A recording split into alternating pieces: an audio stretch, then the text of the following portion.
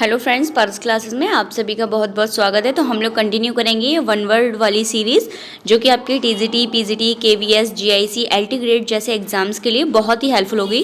तो definitely video भी बहुत ही हेल्पफुल, बहुत ही इंपॉर्टेंट होने वाली है। वीडियो पसंद आए तो वीडियो को लाइक करना, शेयर करना, कमेंट करके बताना वीडियो आपको कैसी लगी। और चैनल को अगर आप फर्स्ट टाइम देख रहे हैं तो चैनल को सब्सक्राइब करके बेल आइकन ज़रूर प्रेस करना। तो चलिए स्टार्ट करेंगे हमारी ये सीरीज़, और आज हम कवर करने वाले हैं 41 से। ठीक है, चलिए स्टार्ट करते हैं। देखेंगे फटाफट से 41 में अपने से क्या पूछा जा रहा है। तो one who looks at everything from a personal point of view is known as. एक ऐसा पर्सन जो हर चीज़ को कैसे देखता है, एक पर्सनल पॉइंट ऑफ व्यू से देखता है। उसके लिए जो यूज होने वाला वन वर्ड है वो फटाफट से देखेंगे क्या है। तो उसे कहा जाता है ईगो सेंट्रिक, यानी कि अहम केंद्रित। वो हर चीज़ को कैसे देखता है, अपने ही ऊपर रखकर देखता है। ठीक है, तो इसलिए उसको हम लोग क्या कहते हैं, ईगो सेंट्रिक कहते हैं। ठीक है, तो कौन सा ऑप्शन सही हो जाएगा 41 के लिए? जो अपना आंसर होगा वो ए होगा। ठीक है, ईगो सेंट्रिक। चलिए नेक्स्ट वन देखेंगे फटाफट से। ईगो सेंट्रिक में, लेकिन बाकी के और ऑप्शन भी देख लेते हैं क्या लिखा हुआ है। ठीक है, देखिए बी ऑप्शन में जो वर्ड लिखा है वो क्या है, क्यूजोटिक। क्यूजोटिक का मतलब क्या होता है, कल्पना युक्त, यानी कि इमेजिनेटिव। ठीक है, इमेजिनेटिव से भरा हुआ अपन लोग कह सकते हैं। अगला देखिए एक वर्ड इसमें दिया है सैडिस्टिक। सैडिस्टिक का मतलब क्या है, परपीड़क, यानी कि दूसरों को दुख देकर जिस व्यक्ति को क्या मिलती है, खुशी मिलती हो, उसे कहा जाता है सैडिस्टिक। ठीक है, और एक वर्ड और दिया गया है, क्या दिया है, कॉम्प्लेसेंट। ठीक है, कॉम्प्लेसेंट का मतलब क्या होता है, जो स्वयं में ही क्या है, जो स्वयं में सेटिस्फाइड है, सुसंतुष्ट जिसे कहा जाता है। ठीक है, तो चारों ही ऑप्शन बहुत ही हेल्पफुल है। कोई भी आपका वन वर्ड बन सकता है किसी में से भी, तो सबके अर्थ अपने को पता होने चाहिए। ठीक है, तो यहाँ जो आंसर होगा वो क्या होगा, ईगो सेंट्रिक होगा। ठीक है, चलिए नेक्स्ट वन देखेंगे। 41 के बाद 42 नंबर क्या पूछा जा रहा है 42 में।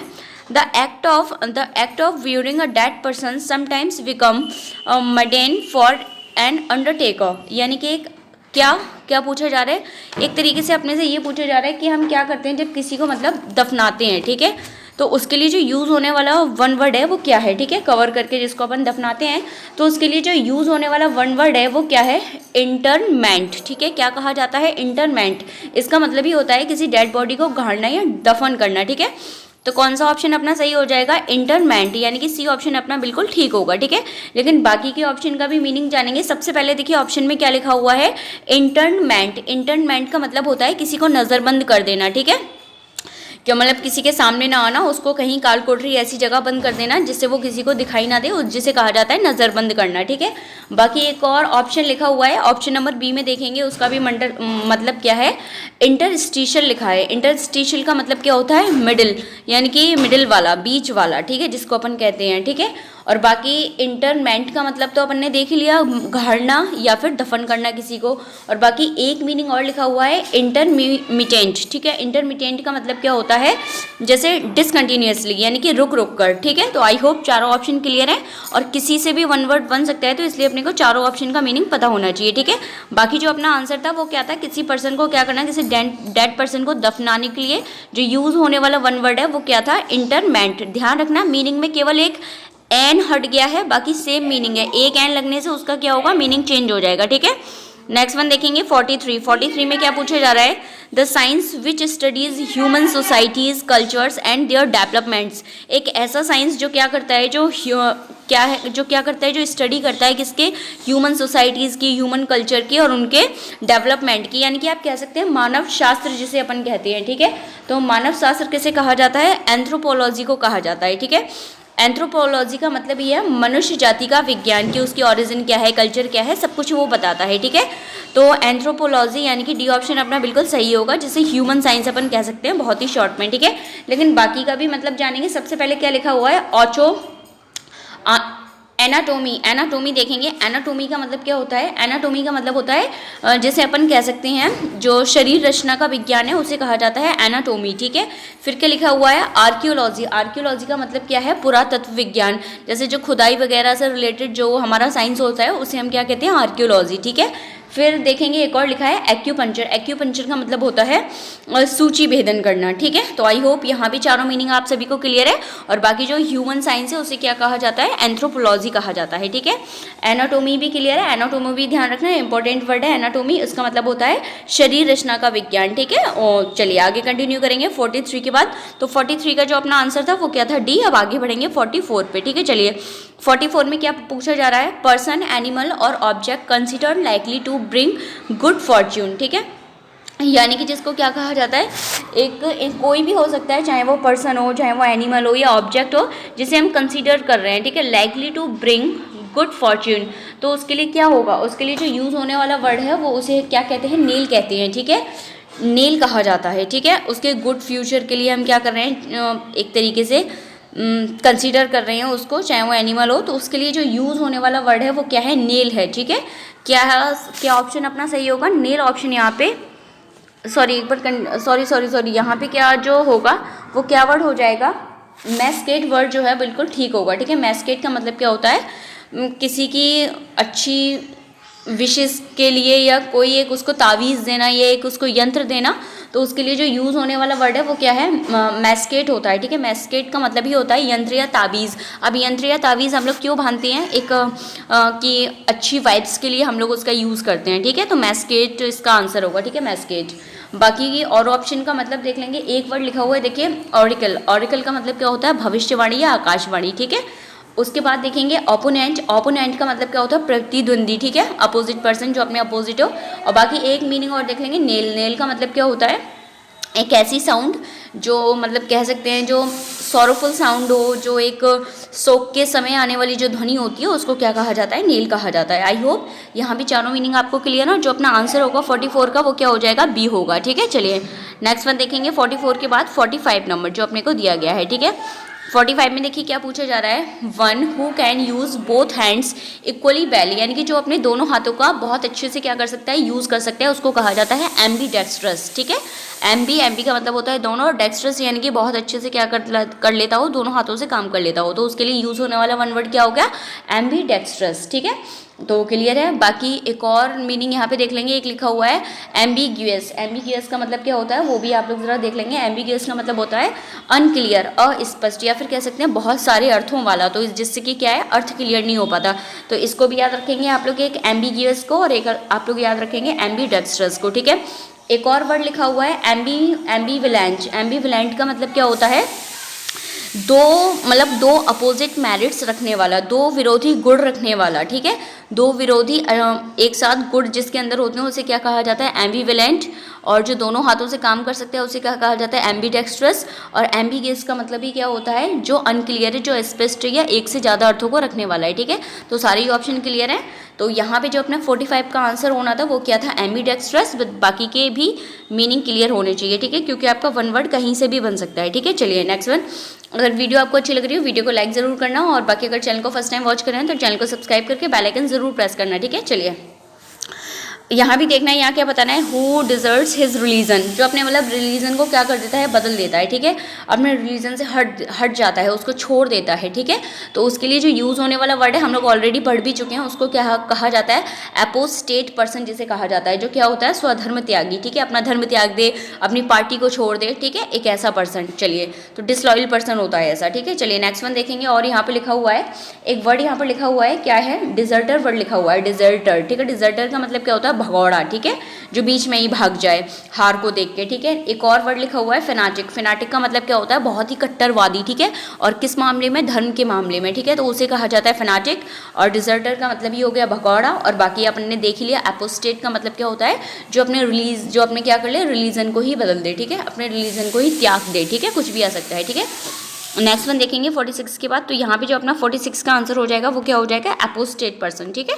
चलिए नेक्स्ट वन देखेंगे। इसके बाद अपने को क्या दिया गया है, 47 देखेंगे। 47 में क्या पूछा जा रहा है, 47 में देखेंगे फटाफट से, मर्डर ऑफ ए ब्रदर। देखिए ब्रदर का मर्डर होता है, उसके लिए जो वन वर्ड यूज़ होता है वो क्या होता है, फ्रैट्रिसाइड होता है, ठीक है, फ्रैट्रिसाइड ब्रदर के मर्डर के लिए। बाकी होमिसाइड होता है मनुष्य जाति का ही नरसंहार करने के लिए, किसी मनुष्य की हत्या करने के लिए मनुष्य के द्वारा।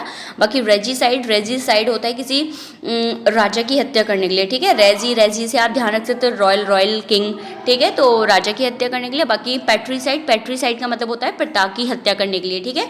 तो सारी ऑप्शन आपको पता होनी चाहिए, और आपका यहाँ से डेफिनेटली क्वेश्चन आता ही आता है ये मर्डर वाले से, ठीक है, साइड से।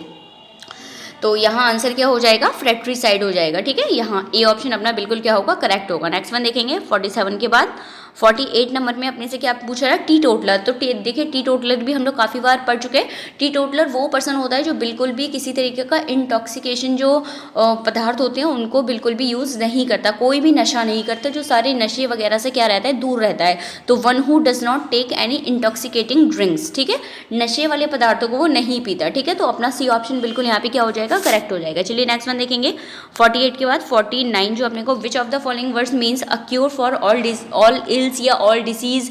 तो पेनिशिया वर्ड है जो अपने को ध्यान रखना है, बहुत ही अच्छा है, ठीक है। एपिडेमिक का मतलब ये होता है, क्या होता है, महामारी अगर आ जाए तो ध्यान रखना। 50 में भी देखो यही पूछा जा रहा है, a cure for all disease, तो वहाँ भी आप ध्यान रखना क्या होता है, पैनेसिया होता है, ठीक है। ये ऑप्शन अपना बिल्कुल ठीक होगा। ध्यान रखना इसकी कभी कभी ना करेक्ट स्पेलिंग पूछ ली जाती है, तो वो ध्यान रखना, PANACEA, ठीक है, पैनाशिया।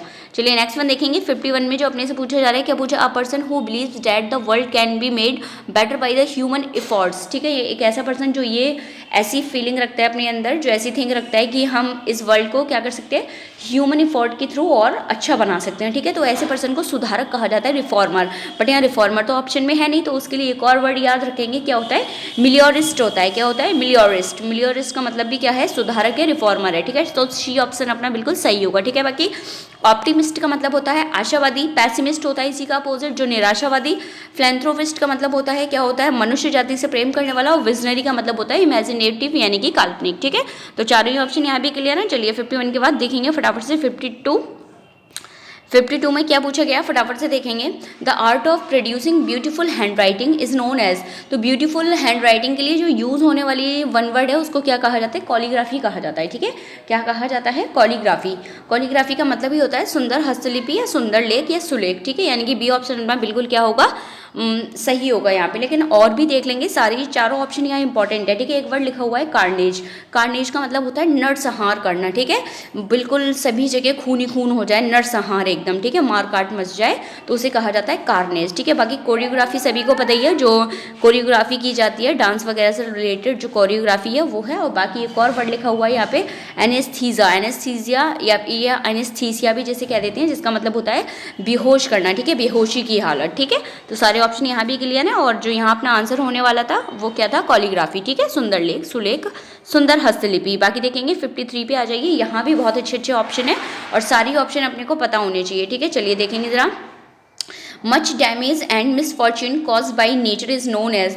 एकदम जो प्रकृति के द्वारा एकदम क्या आ जाती है, बहुत सारी विपदा वगैरह आ जाती है, तो उसके लिए जो यूज़ होने वाला वर्ड है वो क्या होता है, क्लामिटी होता है। क्लामिटी का मतलब भी क्या होता है, आपदा, ठीक है, इसे क्लामिटी कहते हैं, ठीक है। क्लेमिटी, क्लेमिटी का मतलब भी क्या है, आपदा आ जाना, एकदम विपत्ति आ जाना, ठीक है। एक और वर्ड लिखा हुआ है फिसाड। फिसाड का मतलब क्या होता है, मुखौटा या फिर मोहर, ठीक है। एक और वर्ड लिखा है पेन्योरी। पेन्योरी का मतलब क्या होता है, एक तरीके से कह सकते हैं पॉवर्टी। पॉवर्टी का क्या है, सिनोनियम है, ठीक है। एक और वर्ड लिखा हुआ है यहाँ पे फर्टिलिटी। फर्टिलिटी का मतलब क्या होता है, उपजाऊपन, ठीक है, उर्वरता। तो सारी वर्ड अपने को ध्यान रखने हैं, बट जो आंसर होगा वो क्या होगा, वो क्या होगा, क्लेमिटी होगा, ठीक है। चलिए ए ऑप्शन अपना बिल्कुल सही होगा। नेक्स्ट वन देखेंगे 54। In order to repair the leaking pipes we had to call the. जब हमारे पाइप वगैरह में लीकेज हो जाता है तो हम किसको कॉल करते हैं, कारपेंटर को बुलाएंगे। भाई कारपेंटर तो लकड़ी का काम करता है, जिसे अपन बढ़ई कहते हैं। एक होता है प्लम्बर, ठीक है, प्लम्बर। प्लम्बर का मतलब ही क्या है, जो क्या करता है, पाइप की लीकेज वगैरह को देखता है, उसको ठीक करता है, तो हम प्लम्बर को कॉल करते हैं, ठीक है। जैसे नल वगैरह का मिस्त्री होता है, नल पाइप वगैरह को, उसे प्लम्बर कहा जाता है। बाकी इलेक्ट्रीशियन बिजली के काम से रिलेटेड है, और आर्किटेक्ट आपके जो घर वगैरह का पहले स्ट्रक्चर तैयार किया जाता है वो आर्किटेक्ट होता है, ठीक है। तो आई होप सारी ऑप्शन आपको क्लियर है। यहाँ जो आंसर होगा क्या होगा, बी ऑप्शन अपना बिल्कुल सही होगा, ठीक है। 54 के बाद देखेंगे 55। 55 में देखेंगे फटाफट से क्या पूछा जा रहा है अपने से। 55 में पूछा जा रहा है, a sudden running of A heard of frighten animals is. एकदम क्या होता है, पशुओं की एकदम क्या हो जाती है, पशुओं के झुंड की एकदम भगदड़ मच जाती है, वो इधर उधर भागने लगते हैं। तो इस भगदड़ को क्या कहा जाता है, इस भगदड़ को कहा जाता है स्टेम्पेड। स्टेम्पेड, स्टेम्पेड का मतलब ही क्या होता है, एकदम पशुओं की एकदम भगदड़ हो जाना, ठीक है, अचानक से उनमें उनके बीच में भगदड़ हो जाना, ठीक है। तो क्या आ जाएगा, स्टेम्पेड जो वर्ड होता है वो क्या है, वन वर्ड यूज़ किया जाता है इसके लिए, यानी कि 55 का ए ऑप्शन अपना बिल्कुल सही होगा। बाकी एक वर्ड लिखा हुआ है अलूफ, ये भी पता होना चाहिए। अलूफ का मतलब होता है अलग करना या फिर पृथक करना किसी चीज़ को, ठीक है। एक और वर्ड ध्यान रखेंगे जो मोस्ट इंपॉर्टेंट है, क्या लिखा हुआ है, फिएस्टा। फिएस्टा का मतलब क्या होता है, फिएस्टा वर्ड में एक वर्ड छिपा है फेस्टिवल, तो इसका मतलब भी क्या होता है, पर्व या उत्सव, ठीक है। नेक्स्ट वन देखेंगे, चलिए आइडियलाइज का मतलब ये किसी को आदर्श बना लेना। तो यहाँ जो अपना आंसर था भगदड़ मच जाती है उसे क्या कहा जाता है, स्टेम पेट कहा जाता है। ठीक है, चलिए फटाफट से आगे देखेंगे 56 number, a nap after lunch is called. एक क्या होता है, लंच का मतलब है दोपहरी भोजन, दोपहरी भोजन के बाद एक क्या झपकी टाइप आना या हल्का सा आराम ले लेना, उसके लिए जो वन वर्ड आता है वो क्या आता है फटाफट से देखेंगे। तो उसके लिए यूज़ किया जाता है साइस्टा। ठीक है, साइस्टा का मतलब ये है दोपहरी आराम। ठीक है, तो ऑप्शन नंबर सी अपना बिल्कुल क्या होगा, सही हो जाएगा। ठीक है, नेक्स्ट वन देखेंगे 57, the condition of self government is. तो सेल्फ गवर्नमेंट को क्या कहा जाता है, ऑटोनॉमी कहा जाता है। क्या कहा जाता है, ऑटोनॉमी। फटाफट देखो कहाँ लिखा है, सी ऑप्शन बिल्कुल यहाँ सही होगा। 57 के बाद देखेंगे 58, one who एब्सटेंट completely from alcohol. तो अभी जस्ट ऊपर पढ़ा था, उसे क्या कहा जाता है, टी टोटलर कहा जाता है। ठीक है, और नेक्स्ट वन देखेंगे 59, as I heard hurt my eye I had to go to. अगर आप अपनी आँख को क्या कर लेते हैं, अगर आपकी आँख में चोट लग जाती है तो फिर आप कहाँ जाएंगे, आप साइकेट्रिक के पास जाएंगे, आप कार्डियोलॉजिस्ट के पास जाएंगे, या आर्किटेक्ट के पास जाएंगे, या फिर ऑक्यूलिस्ट के पास जाएंगे। तो ध्यान रखिए जो आई का डॉक्टर होता है उसे ऑक्यूलिस्ट कहते हैं। ठीक है, तो सी ऑप्शन अपना बिल्कुल क्या होगा, सही हो जाएगा। ठीक है, चलिए नेक्स्ट वन देखेंगे 60 में क्या पूछा जा रहा है, पहले वो देख लें। A person living at the same time as another, यानी कि एक ऐसा पर्सन जो उसी टाइम में रहा हो, यानी कि समकालीन जिसे कहा जाता है। ठीक है, तो समकालीन के लिए जो यूज़ होने वाला वर्ड है वो क्या होता है, कॉन्टेम्प्ररी। ठीक है, कॉन्टेम्प्ररी यानी कि समकालीन व्यक्ति। ठीक है, चलिए तो डेफिनेटली आज का सेशन भी आपके लिए बहुत ही हेल्पफुल रहा होगा, और हम यहाँ चारों ऑप्शन डिस्कस करते हैं, इसलिए सेशन आपके लिए बहुत ही हेल्पफुल हो जाता है। वीडियो पसंद आई हो वीडियो को लाइक ज़रूर करें, और ऐसे ही हम लोग सारी ग्रामर और लिटरेचर के जितने भी आपके पोर्सन हैं उन सबका रिवीजन करेंगे, और चाहे रिवीजन कह दीजिए या प्रैक्टिस कह दीजिए। और चैनल को अगर आप फर्स्ट टाइम वॉच करें तो चैनल को सब्सक्राइब करके बेल आइकन ज़रूर प्रेस कर लें, क्योंकि आपका एग्जाम पास ही है। यूपी टीजीटी, पीजीटी या केवीएस की अगर आप लोग तैयारी कर रहे हैं तो डेफिनेटली वीडियोस आपके लिए बहुत ही हेल्पफुल होंगी। So thank you so much.